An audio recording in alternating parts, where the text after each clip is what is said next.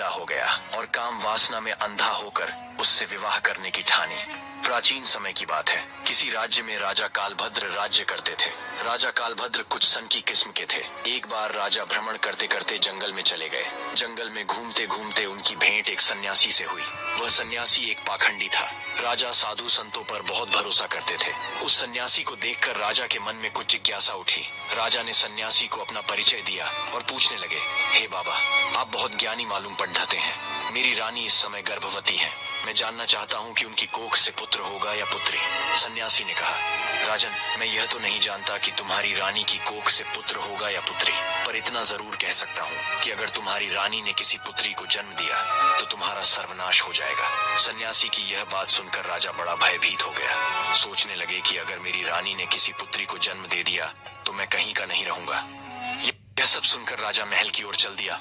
अब इस बात से राजा को बेटी के नाम से नफरत होने लगी। वह तुरंत महल वापस लौट आए। महल आकर उन्होंने अपनी रानी से आकर यह बात कही कि हमारे घर में भूल कर भी पुत्री का जन्म नहीं होना चाहिए। अगर हमारे घर में पुत्री पैदा हुई तो मैं तुम्हें जान से मार दूंगा और उस पुत्री को भी मार डालूंगा।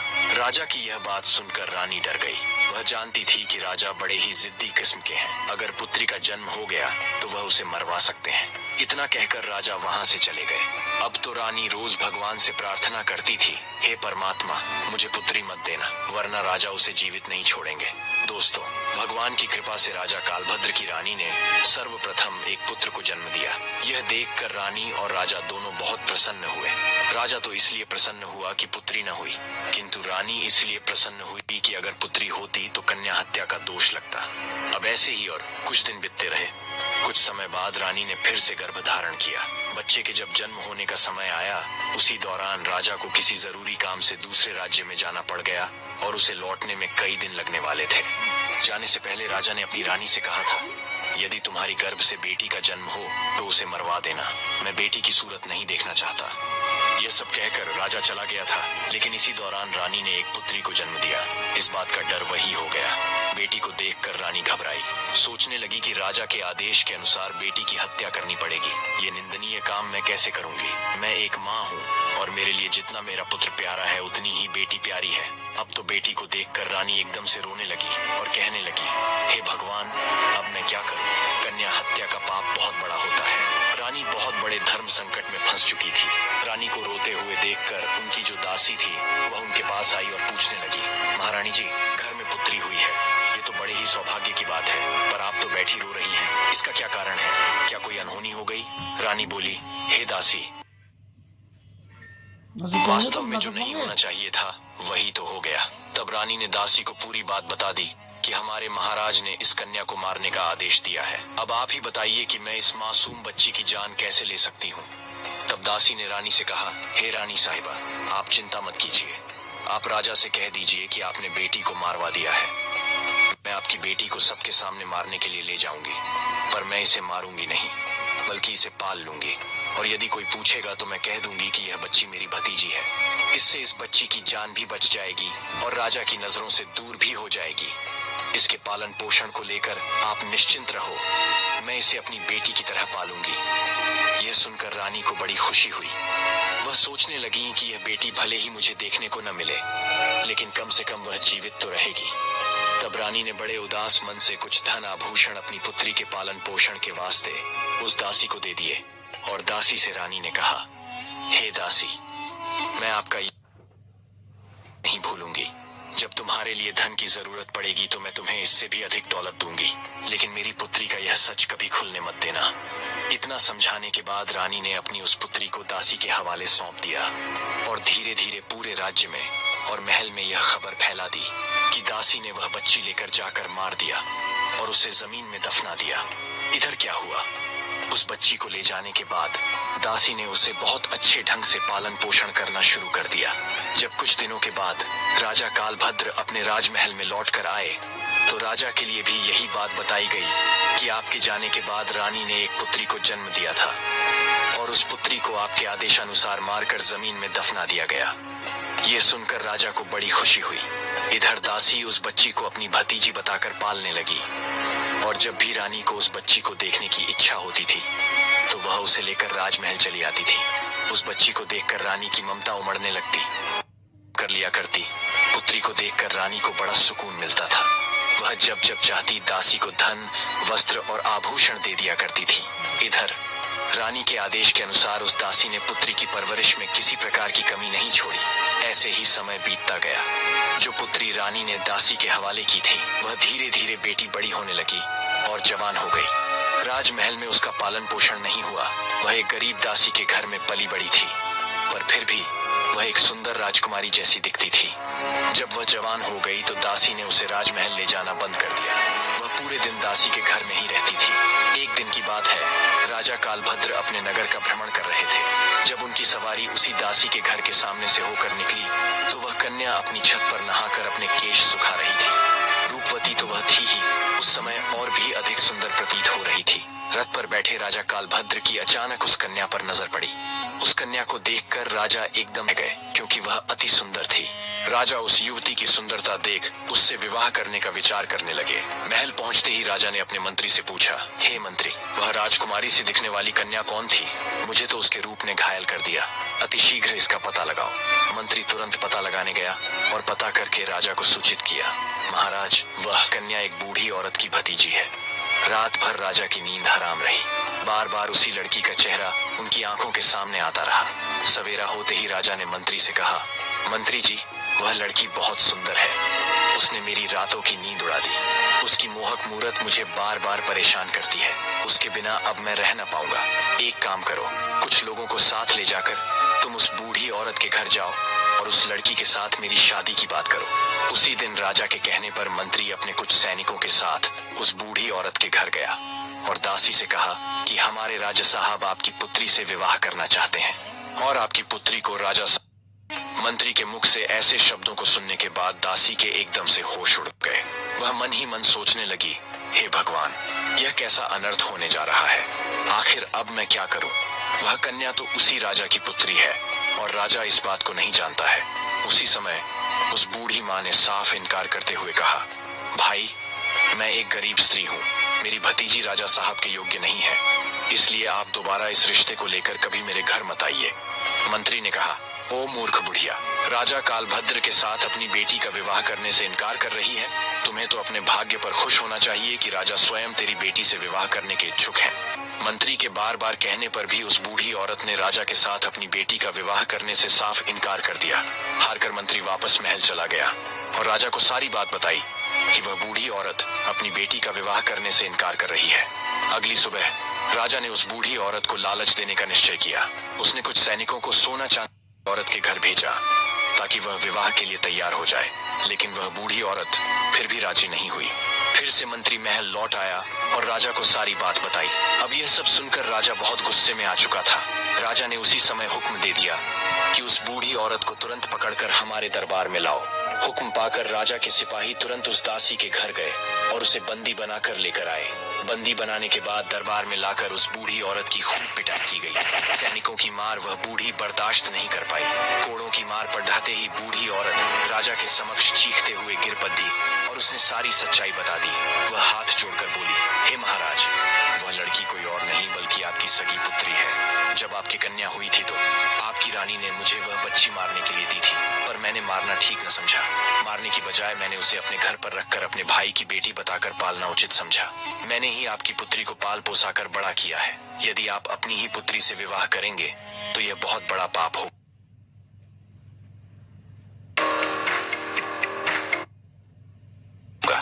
दासी की बात सुनकर राजा हक्का बक्का रह गया। वह अपना माथा पकड़कर सोचने लगा, हे भगवान, मैं कितना बड़ा पाप करने जा रहा था। तूने मुझे इतने बड़े पाप में पड़ने से बचा लिया। अब तो राजा कालभद्र और भी ज्यादा क्रोधित हो उठा। उसने शाम के समय अपने पुत्र को अपने शयन कक्ष में बुलाया और उसने तुरंत ही अपने पुत्र को हुक्म दिया, बेटा, अपनी बहन को जंगल लेकर जाकर उसका सिर काट कर दफना देना। प्रमाण के लिए उसके दोनों आंखें निकाल कर मुझे दिखा देना। अब राजकुमार अपने पिता के ऐसे आदेश सुनकर वह बहुत परेशान हो गया। वह सोचने लगा, पिताजी ने मुझे कितना बड़ा पाप सौंप दिया है। इतने वर्षों के बाद मुझे बहन मिली है और मुझे उसे अपने हाथों मारना होगा।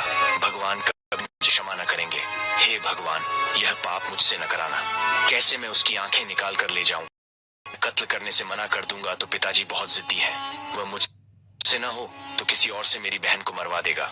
अब मजबूर होकर राजकुमार अपनी बहन के पास पहुंचा, उसको लेकर जंगल की ओर चल देता है। के लिए उमड़ पड़ा और उसने कहा, हे बहन, किसी भी सूरत में मैं तुम्हारा कत्ल नहीं करूंगा।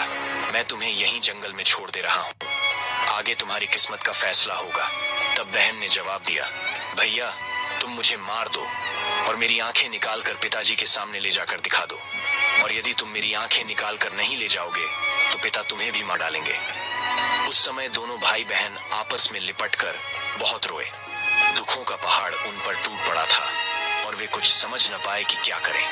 अंत में राजकुमार ने निश्चय किया कि वह अपनी बहन को नहीं मारेगा। उसने कहा, बहन मैं तुम्हें इस जंगल में छोड़कर जा रहा हूँ, आगे भगवान की मर्जी है कि वह तुम्हारे साथ क्या करेगा। फिर उसने बहन को वहीं जंगल में छोड़ दिया और आगे बढ़ गया। आगे जाकर उसे एक हिरण दिखाई दिया। उसने तुरंत उस हिरण का वध किया और उसकी दोनों आंखें निकाल ली। उसके बाद वह महल लौट आया और अपने पिता के समक्ष उन हिरण की आंख, पिताजी मैंने बहन को मारकर एक नदी में फेंक दिया है। वे आंखें देखकर राजा कालभद्र को भी भरोसा हो गया कि वास्तव में मेरे पुत्र ने उस लड़की को मार दिया है। यह सब देखकर राजा बहुत प्रसन्न हुआ। इधर रानी ने अपने को अपने पास बुलाया और पूछा, बेटा क्या तू सच में अपनी बहन को मार कर आया है? तब राजकुमार कहता है, हे माँ, मैं आपसे झूठ नहीं बोलूंगा, मैंने अपनी बहन को नहीं मारा बल्कि उसे जंगल में छोड़कर चला आया हूँ। यह सुनकर रानी को बड़ा सुकून मिला। वह भगवान से प्रार्थना करने लगी, हे भगवान तुम्हारा बहुत बहुत धन्यवाद जो तुमने मेरे बेटे को सद्बुद्धि दी। मेरी बेटी जंगल में अकेली भटक रही होगी, आप उसकी रक्षा करना और उसे ऐसी जगह पहुंचा देना जहां उसके जीवन की नौका पार हो जाए। अब राजकुमारी जंगल में पत्ते फूल खाकर धीरे धीरे अपना गुजारा करने लगी। पेड़ पत्थर और कंटीली झाड़ियों के बीच घूमते घूमते उसके वस्त्र बिल्कुल फट चुके थे। वह अर्धनग्न अवस्था में उसी जंगल में भटक रही थी। बीत गए, वह घनी झाड़ियों के बीच छिपकर सो जाती थी। एक दिन उसी जंगल में दूसरे राज्य का राजा चंद्रभान शिकार खेलने के लिए आया। इधर राजकुमारी वृक्षों से फल तोड़कर खा रही थी। उधर जैसे ही उसके कानों में घोड़ों की आवाज पहुंची तो राजकुमारी घनी झाड़ियों के बीच छिपकर बैठ गई। संयोग से राजा चंद्रभान उसी वृक्ष के नीचे आकर विश्राम करने बैठ गया। अचानक राजा की नजर उन झाड़ियों की ओर गई। उसने देखा कि झाड़ियों के बीच कोई बैठा है। किसी मनुष्य की आकृति दिखाई दे रही थी। राजा ने तुरंत आवाज लगाई, तुम कौन हो और इन झाड़ियों के बीच क्या कर रहे हो? जो भी हो तुरंत बाहर निकल आओ, मैं तुम्हें विश्वास दिलाता हूँ तुम्हें कोई हानि नहीं पहुंचाऊंगा। राजा की बात सुनकर लताओं के बीच से राजकुमारी ने आवाज दी, राहगीर, मैं एक दुखी और लाचार स्त्री हूँ। मेरे बदन पर वस्त्र नहीं है, मैं निर्वस्त्र हूँ। यदि तुम कोई वस्त्र मुझे दे दो तो मैं उसे पहनकर बाहर आ जाऊंगी।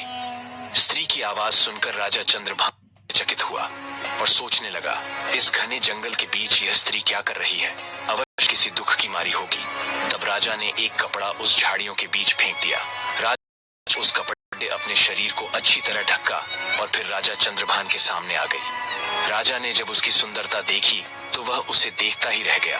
वह सोचने लगा, इतनी सुंदर स्त्री मैंने अपने जीवन में पहले कभी नहीं देखी।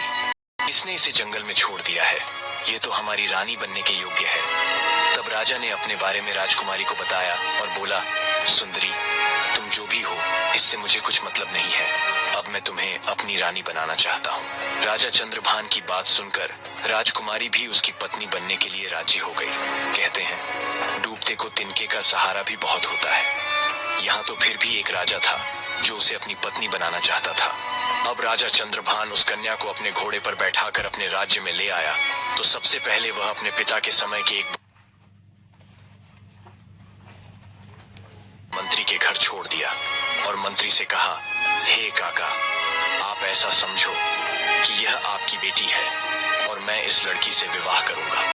यदि मैं इसे ऐसे ही अपने महल में ले जाता हूँ तो लोग कहेंगे कि राजा किसी कन्या को भगा लाया है। इससे मेरी मान प्रतिष्ठा पर आंच पहुंचेगी। मैं इसे विधि विधान के अनुसार अपनी पत्नी बनाकर अपने महल ले जाना चाहता हूँ। तब तक यह आपके घर आपकी बेटी बनकर रहेगी और मैं कल कई लोगों के साथ आपके घर पर रिश्ता मांगने आऊंगा और फिर इसे अपनी पत्नी बनाकर अपने घर ले जाऊंगा। तब मंत्री ने जवाब दिया, महाराज, यह आपकी अमानत है और यह अब मेरी बेटी है। करे तब आप इसे अपनी पत्नी बनाकर ले जाना। मैं तब तक इसका ठीक से ख्याल रखूंगा। इतना कहकर राजा चंद्रभान अपने महल लौट आए। इसके बाद उसने अपने मंत्री से कहा, मंत्री जी, आपको सुबह उस बूढ़े काका के घर जाना है।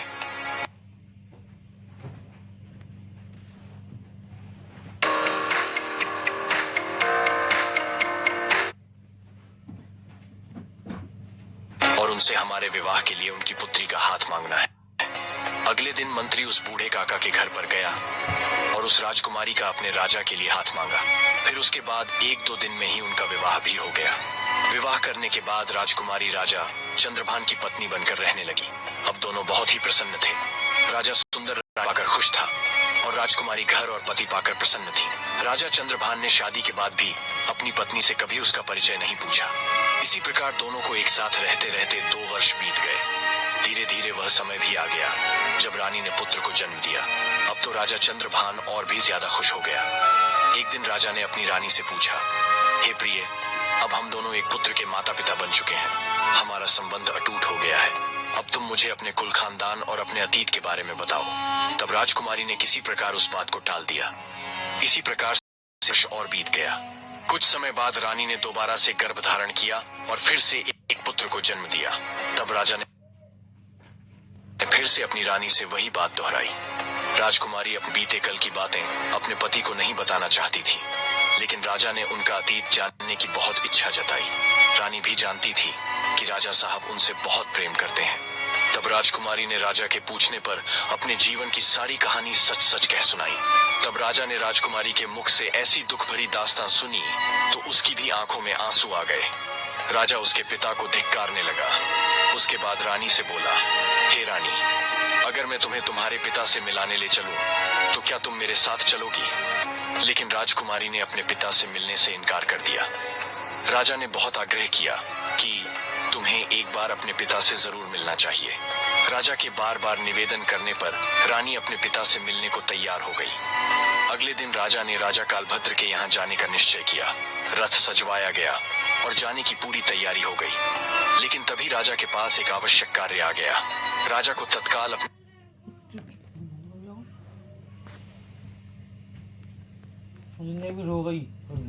इसलिए राजा ने अपने मंत्री और सेनापति से कहा, सेना की एक टुकड़ी लेकर रानी के साथ चलो। मैं अपना काम निपटाकर वहीं पहुंच जाऊंगा। और रानी को भली भांति समझा दिया कि अपने पिता के यहाँ जाकर तुम घबराना मत, मैं तुम्हारे पहुंचने से पहले ही वहां पहुंच जाऊंगा। इस प्रकार राजा ने अपने मंत्री और सैनिकों के साथ अपनी रानी को राजा कालभद्र के राज्य के लिए रवाना कर दिया। राजा कालभद्र का राज्य काफी दूर था, इसलिए चलते चलते रास्ते में ही शाम हो गई। उन्होंने एक जगह पर अपने तंबू और डेरा लगा लिए और रात भर वहीं रुकने का निश्चय किया। जहां राजकुमारी का डेरा लगाया गया था, ठीक उसके बराबर में मंत्री ने भी अपना डेरा लगवा लिया। मंत्री का डेरा देखकर राजकुमारी ने कहा, हे मंत्री, क्या तुम जानते हो कि मैं एक राजा की बेटी हूँ और एक राजा की पत्नी भी? तुम मेरे बराबर में यह डेरा क्यों लगवा रहे हो? अपना डेरा कहीं दूसरी जगह लगाओ। तब मंत्री ने उत्तर दिया, हे रानी, हमें आपकी देखरेख और सुरक्षा के लिए भेजा है। यदि आपको या आपके बच्चों को कुछ हुआ तो हम राजा को क्या उत्तर देंगे? रानी के बार बार मना करने पर भी मंत्री नहीं माना। तभी रात का भोजन करके सब लोग विश्राम के लिए चले गए। यात्रा की थकान के कारण सभी जल्दी सो गए। रात्रि के दूसरे पहर में मंत्री चुपके से राजकुमारी के डेरे में घुस आया। जैसे ही मंत्री अंदर आया, राजकुमारी तुरंत उठकर बैठ गई। वह मंत्री की बुरी नीयत को भांप गई। अब राजकुमारी को अंदाजा हो गया था कि मंत्री के मन में कुछ कुटिल विचार हैं। राजकुमारी ने क्रोध से कहा, खबरदार, जो मुझे छुआ तो तुरंत डेरे से बाहर निकल जाओ। राजकुमारी ने मंत्री को बार बार बाहर जाने को कहा, लेकिन मंत्री ने उसकी एक भी बात नहीं मानी और धीरे धीरे आगे बढ़ता चला गया। तब राजकुमारी बोली, हे दुष्ट मंत्री, क्या तुम्हें अंदाजा है कि तुम क्या करने जा रहे हो? भलाई चाहते हो तो अभी डेरे से बाहर निकल जाओ।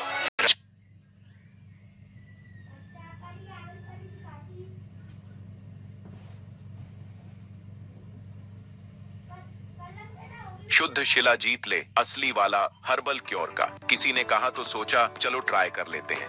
मैंने मंगवा लिया। रोज एक छोटा चम्मच, मतलब बस 1 से 2 मिलीग्राम। कुमारी की यह बात मंत्री ने अनसुनी कर दी। तब उसी समय राजकुमारी ने अपने बड़े बेटे को मंत्री के सामने खड़ा कर दिया और बेटे को सामने खड़ा करने के बाद मंत्री को भगवान और बेटे की दुहाई दी, कसम दी, लेकिन वह मंत्री लौटने को तैयार नहीं हुआ। उस मंत्री के दिमाग में अब शैतान सवार, वह वासना में अंधा हो गया था। उस समय उसे कुछ दिखाई नहीं दे रहा था। उसके दिल और दिमाग में का सुंदर चेहरा बस चुका था। मंत्री एकदम आगे बढ़ और तलवार निकालकर राजकुमारी के बड़े बेटे का सिर धड़ से अलग कर दिया। बेटे का सिर कटने के बाद राजकुमारी एकदम जमीन पर गिर पड़ी और रोने लगी। वह तुरंत समझ गई कि यह दुष्ट मंत्री अब किसी भी तरह नहीं मानेगा। अपनी लाज बचाने के लिए रानी ने नरम रुख अपनाते हुए कहा, तुम थोड़ी देर ठहरो, मैं अभी आती हूँ। उसके बाद जो तुम्हारे मन में हो वह कर लेना। इतना कहने के बाद रानी अपने छोटे बेटे को साथ लेकर डेरे से बाहर निकल गई और वहां से भागकर जंगल में चली गई। सुबह होने तक रानी झाड़ियों में छिपी रही। जब सुबह हुई और वह लौटकर अपने डेरे में आई तो उसने देखा कि उसके बेटे का सिर कटा। लाश देखकर रानी की हालत और भी खराब हो गई, पर वह कर भी क्या सकती थी। उस शैतान मंत्री के सामने वह बेबस थी।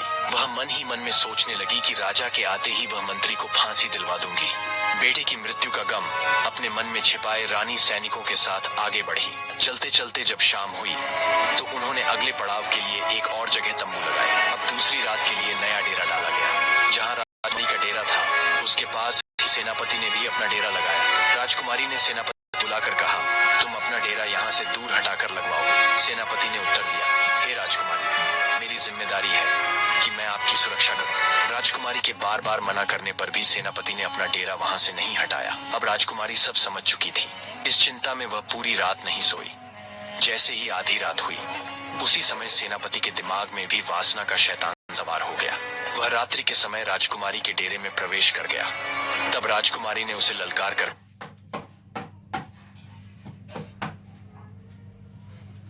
हे सेनापति, क्या तुम नहीं जानते कि मैं कौन हूँ? तुम्हें पता होना चाहिए, मैं एक राजा की पत्नी हूँ और राजा की बेटी भी हूँ। ये सब जानते हुए भी तुम मेरे डेरे में घुसे चले आ रहे हो। तुम तुरंत ही मेरे डेरे से बाहर निकल जाओ। लेकिन वह दुष्ट सेनापति कहाँ मानने वाला था। उसके हृदय में तो काम वासना उत्पन्न हो चुकी थी। वह वासना के चक्कर में अंधा हो गया था। इसीलिए राजकुमारी के बार बार निवेदन करने पर भी उस सेनापति ने राजकुमारी की एक भी बात नहीं मानी। जब वह राजकुमारी की ओर बढ़ने लगा तो राजकुमारी ने अपने छोटे बेटे को उस सेनापति के आगे कर दिया और उसकी कसम दी, तुझे मेरे बेटे की कसम है, यदि तूने मेरे ऊपर बुरी नजर डाली भी तो। राजकुमारी के इन शब्दों को सुनने के बाद उस सेनापति ने अपने पास से खंजर निकाला और उस छोटे से बच्चे को खंजर से गोद दिया। इस प्रकार राजकुमारी का दूसरा बेटा भी मर गया। यह सब देख ली। तभी उस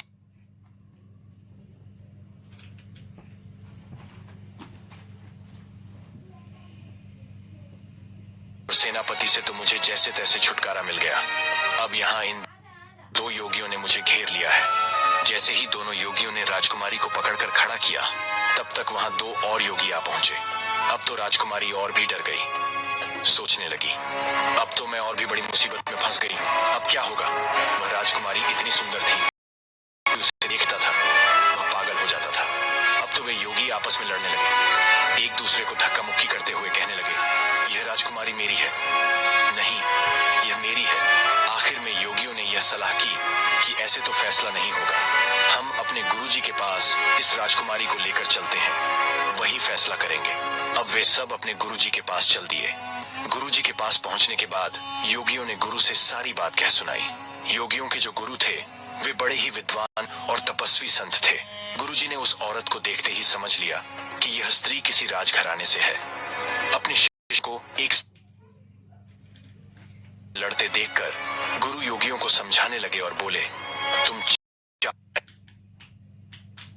हो और तुम्हारी कोई बहन नहीं है। तुम एक काम करो, इसे अपनी बहन के रूप में स्वीकार कर लो। यदि यह तुम्हारी बहन बनकर आश्रम में रहेगी तो एक न एक दिन तुम्हारी जिंदगी बदल जाएगी। इस प्रकार गुरु समझाने पर योगियों को समझ आ गई और उन्होंने राजकुमारी को अपनी बहन बना लिया।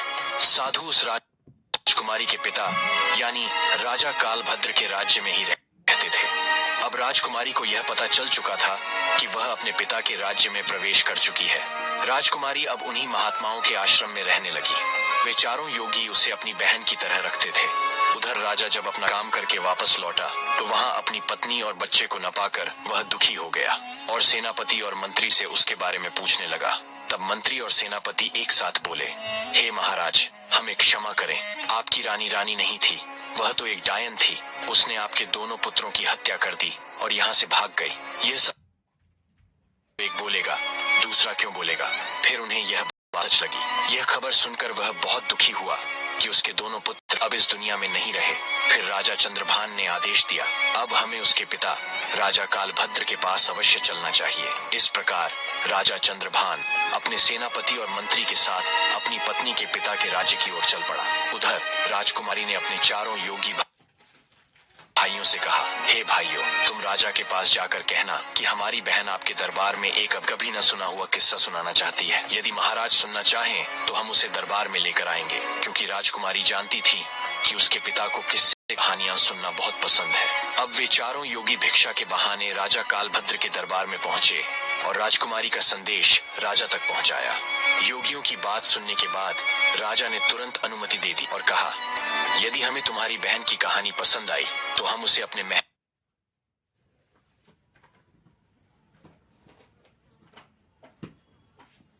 अगर तुम दुबले पतले हो तो वजन बढ़ाने के लिए हजारों में ही रख लेंगे। अगले दिन योगी अपनी बहन को लेकर राज दरबार में पहुंचे। उस समय राजकुमारी योगिनी के वेश में थी, इसलिए कोई उसे पहचान नहीं पाया। जब उसने दरबार में कहानी सुनाना शुरू किया तो सब लोग बड़े ध्यान से सुनने लगे। राजा को उस लड़की की कहानी बहुत पसंद आई। उसने बहुत सारा इनाम दिया। योगियों को तो इनाम देकर विदा कर दिया, लेकिन उस लड़की को अपने महल में रख लिया। थोड़ी देर बाद योगी लौट आए और राजा से बोले, हे महाराज, हम चाहते हैं कि आप हमारी बहन को हमारे साथ ही रहने दें। जब भी आपको कहानी सुनने की इच्छा होगी हम उसे लेकर आ जाएंगे। वह बचपन से हमारे साथ पली बड़ी है, राजसी सुख सुविधाओं से दूर रही है। महल में रहकर वह अकेलापन महसूस करेगी। राजा ने योगियों की बात समझी और राजा ने योगियों से कहा, यह लड़की कल भी हमारे यहाँ कहानी सुनाने आएगी। योगियों ने भी हामी भर दी और वहाँ से चले गए। राजकुमारी को पता था कि उसका पति अवश्य उसे ढूंढता हुआ उसके पिता के पास आएगा। अगले दिन ऐसा ही हुआ। जब राजकुमारी दरबार में आई तो उसने अपने पति के साथ साथ मंत्री और सेनापति को भी वहीं बैठे हुए देखा। तब राजकुमारी ने सोचा, आज तो ये सभी यहाँ उपस्थित हैं। फिर राजकुमारी ने अपना घूंघट से ढका। वह अपनी जगह पर आकर बैठ गई और अपने पिता से बोली, हे राजन, आज मैं आपके लिए एक बहुत ही दर्द भरी कहानी लेकर आई हूँ। यदि कहानी शुरू करने से पहले किसी को कोई जरूरी हो तो अभी दरबार से उठकर जा सकता है। कहानी के दौरान यदि कोई व्यक्ति बीच में से उठकर जाएगा तो मैं अपना किस्सा सुनाना बंद कर दूंगी। राजा ने उत्तर दिया, बेटी, तुम जैसा कहोगी वैसा ही हो। कहानी के बीच में से कोई नहीं उठेगा। अब राजा और सभी दरबारी किस्सा सुनने के लिए बैठ गए, जिनमें उसका पति और वह विश्वासघाती मंत्री और सेनापति भी शामिल थे। राजकुमारी ने दरबार में अपना किस्सा आरंभ किया। हे सभा के लोगों, इस किस्से को ध्यान से सुनना। कहते हुए वह बताने लगी, किसी देश में एक राजा रहता था जो बहुत ही जालिम था। उसको कन्या से बहुत नफरत थी। उसने आदेश दिया था का जन्म हो तो उसे जन्म के तुरंत बाद मार दिया जाए। एक दिन उसके महल एक बेटी ने जन्म लिया। तब उसने अपने बेटे को आदेश दिया कि वह अपनी बहन को जंगल में ले जाकर मार दे और उसकी आंखें निकालकर मेरे पास लाए, ताकि मुझे यकीन हो जाए कि वह मर चुकी है। यह सुनकर राजा कालभद्र, जो वास्तव में उसी कहानी का नायक था, सोचने लगा, यह तो मेरे ही जीवन की कहानी है। भावुक हो गया और बोला, यह किस्सा अंत तक अवश्य सुनाया जाए। अब राजा की आंखों में आंसू आ गए। उसे अपनी करनी पर बहुत पश्चाताप हो रहा था। राजकुमारी आगे बताने लगी, हे महाराज, जब भाई अपनी बहन को जंगल में ले गया तो उसने अपनी बहन को नहीं मारा। वह उसे जंगल में छोड़कर स्वयं राजमहल लौट आया। यह सुनकर राजा थोड़ा प्रसन्न हुआ और मन में सोचने लगा, शायद मेरी बेटी आज भी जीवित। उधर वहीं राजकुमारी अपनी कहानी आगे बढ़ाते हुए बोली, जब वह भाई अपनी बहन को जंगल में छोड़ आया तो वह बेचारी भूखी प्यासी इधर उधर भटक। वह वृक्षों के पत्ते और फल फूल खाकर अपना पेट भरती थी। इसी तरह वह जीवित रही। धीरे धीरे जंगल में रहते रहते उसके तन पर एक भी वस्त्र शेष नहीं बचा। एक दिन एक राजा घोड़े पर सवार होकर वहां से गुजरा। जब उसकी नजर उस लड़की पर पड़ी तो वह निर्वस्त्र थी। राजा ने अपनी चादर उतारकर उस लड़की को ओढ़ा दिया और उसे अपने नगर ले गया और बिना कुछ जाने उस राजा ने उस लड़की से विवाह कर लिया। राजकुमारी ऐसा किस्सा सुना रही थी कि किस्से के बीच में अपनी ही कहानी सुनकर राजा चंद्रभान समझ गया कि यह तो उसी की कहानी है। उसने प्रसन्न होकर कहा, यह किस्सा अंत तक सुनाया जाना चाहिए। तब आगे राजकुमारी कहने लगी, अब वह लड़की किसी राजा की रानी बन चुकी थी। राजा की रानी बनने के बाद उसने 2 पुत्रों को जन्म दिया। एक दिन उसके पति ने अपनी पत्नी से उसके जीवन की पूरी कहानी पूछी, तुम कौन हो और उस दिन जंगल में निर्वस्त्र क्यों भटक रही थी। तब उस लड़की ने अपने पिता की निर्दयता और अन्याय की पूरी बात अपने पति को बताई। पति हृदय से अत्यंत अच्छा और दयालु व्यक्ति था। यह जानने के बाद कि उसकी पत्नी का पिता स्वयं एक राजा है, उसने निश्चय किया कि अगले दिन वह उसे उसके पिता से मिलवाएगा। लेकिन उसने एक भूल कर दी। उसने अपनी पत्नी और बच्चों की सुरक्षा के लिए स्वयं साथ न जाकर अपने मंत्री और सेनापति को उनके साथ भेज दिया। यही उसकी सबसे बड़ी गलती थी। यात्रा लंबी थी। चलते चलते जब सूर्यास्त हुआ तो उन्होंने रास्ते में ही रुकने का निर्णय लिया। मंत्री ने अपना डेरा रानी के डेरे के पास ही लगवाया। रानी ने इसका विरोध किया पर वह नहीं माना। रात के समय मंत्री ने उस रानी के साथ दुष्कर्म करने की नीयत बनाई। रानी ने बार बार विनती की लेकिन वह दुष्ट मंत्री नहीं माना, बल्कि उसने रानी के बड़े पुत्र की हत्या कर दी। अपने धर्म और मर्यादा की रक्षा के लिए रानी ने बहाना बनाकर वहां से भाग निकली और रात भर जंगल में छिपकर अपनी जान बचाई। अगले दिन जब वह अपने डेरे में वापस आई तो उसने अपने पुत्र की लाश देखी। यह दृश्य सुनकर दरबार में बैठे स्तंभ रह गए। जैसे जैसे कहानी आगे बढ़ रही थी, मंत्री के चेहरे का रंग उड़ता जा रहा था। वह मंत्री बहाना बनाकर दरबार से जाने की कोशिश करने लगा पर राजा ने उसे डांट कर बैठा दिया। राजकुमारी आगे कहने लगी, फिर अगले दिन जब वे आगे बढ़े और एक स्थान पर दोबारा डेरा डाला, उस रात सेनापति भी दुष्कर्म की नीयत से रानी के डेरे में आ गया। रानी ने पहले तो उसे खूब ललकारा और समझाया कि वह यहाँ से चला जाए, लेकिन वह दुष्ट वापस जाने को तैयार नहीं हुआ। तब रानी ने उसे अपने छोटे बेटे की कसम दी। ये सुनकर सेनापति के चेहरे का रंग भी उड़ गया। वह सोचने लगा, यह तो मेरा ही भेद खुल रहा है। वह भी उठकर दरबार से जाने को हुआ, लेकिन राजा ने उसे भी डांट कर बैठा दिया। तब राजा चंद्रभान क्रोध और व्यथा में बोले, क्यों रे, सच्चाई सुनते सुनते तेरा चेहरा क्यों उतर गया? क्या बात गले से नहीं उतर रही? सेनापति शर्म से सिर झुकाकर चुपचाप हो गया। इधर किस्सा जारी था। राजकुमारी कहने लगी, फिर उसके बाद सेनापति ने भी रानी के छोटे बेटे की हत्या कर दी और गलत इरादे से रानी के पास। इसी तरह से रानी ने अपनी जान बचाई और वहां से भाग निकली। वह दौड़ती हुई एक नदी तक पहुंची और नदी में कूद गई, पर उसकी किस्मत ने वहां भी साथ नहीं दिया। वह बेचारी जीवित बच गई। नदी की तेज धारा में बहते बहते वह जंगल के दूसरे छोर तक पहुंच गई, जहां कुछ सन्यासियों के चेले उसे मिल गए। वे लोग उसे पकड़कर अपने गुरु के पास ले गए। उन सन्यासियों ने भी रानी को अपनी पत्नी बनाना चाहा, पर उनके महान और बुद्धिमान गुरुजी ने उन्हें ऐसा पाप करने से रोक लिया। गुरुजी के बार बार समझाने पर उन सन्यासियों ने उसको अपनी बहन के रूप में स्वीकार कर लिया। फिर वह चारों योगी रानी को कहानी सुनाने के लिए अपने देश के राजा यानी कालभद्र के यहाँ पर ले आए और वह आज कहानी सुना रही है। तभी राजकुमारी ने अपना घूंघट हटाया और राजा के सामने आकर खड़ी हो गई। अपनी पुत्री को देखकर राजा कालभद्र उसे तुरंत पहचान गए। उधर अपनी पत्नी को देखकर राजा चंद्रभान की आंखें भर आईं। अपनी पत्नी को सामने देखकर वह अत्यंत प्रसन्न हुए, लेकिन अपने पुत्रों की मृत्यु का दुख उनके हृदय को खा रहा था। राजा चंद्रभान ने राजा कालभद्र से निवेदन किया, महाराज, मेरा मंत्री और सेनापति ही मेरे शत्रु हैं। मुझे अनुमति दीजिए कि मैं स्वयं उन्हें दंड दूं। राजा कालभद्र ने अनुमति दी और उसी समय राजा चंद्रभान उन दोनों दुष्टों के सिर काट दिए। पापियों को उनके कर्मों का दंड मिल चुका था। उधर राजा कालभद्र ने अपनी बेटी से बार बार की क्षमा मांगी। पुत्री ने भी अपने पिता को क्षमा कर दिया। कुछ समय तक राजकुमारी अपने पिता के घर पर अपने पति के साथ रही। फिर राजा तेज प्रताप ने अपनी बेटी की बड़ी धूमधाम से विदाई की। राजा चंद्रभान राजकुमारी को लेकर अपने नगर लौट आए और वहां वे हंसी खुशी के साथ रहने लगे। उम्मीद है कि आपको यह कहानी पसंद आई होगी। इसका निष्कर्ष कमेंट में जरूर बताएं।